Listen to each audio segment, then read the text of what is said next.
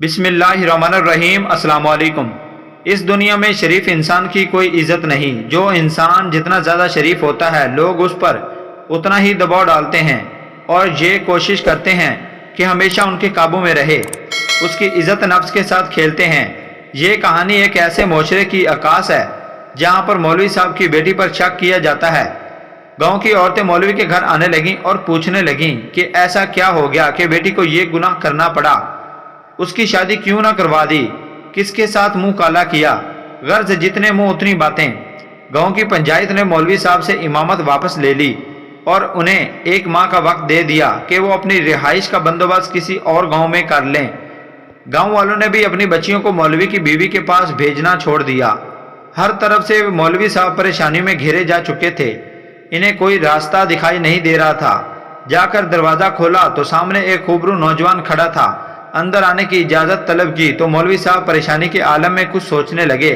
لڑکا سمجھ گیا اور اپنا تعارف کروایا کہ میں آپ کا شاگرد، بچپن میں آپ سے قرآن پاک پڑھا ہے، فلاں شخص کا بیٹا ہوں اور برابر والے گاؤں سے آیا ہوں۔ مولوی صاحب نے پہچان لیا اور اسے اندر لے آئے۔ اس نے اپنے آنے کا مقصد بتاتے ہوئے کہا کہ اسے معلوم ہوا ہے کہ آپ کی بیٹی کے ساتھ یہ ماجرا پیش آیا ہے۔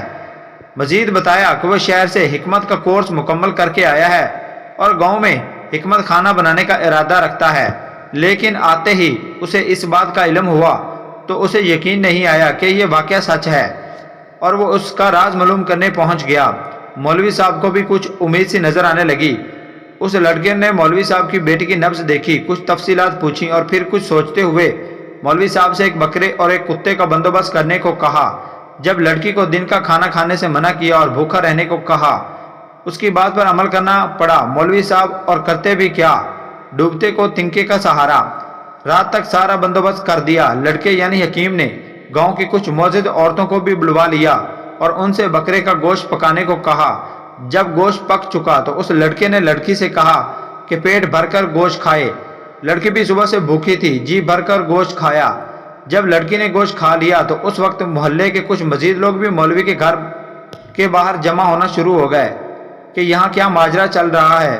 اس لڑکے نے مولوی صاحب کی بیٹی کو بلوایا اور دوسرے کمرے میں لے گیا جہاں اس نے پہلے سے کتا ذبح کر کے رکھا ہوا تھا۔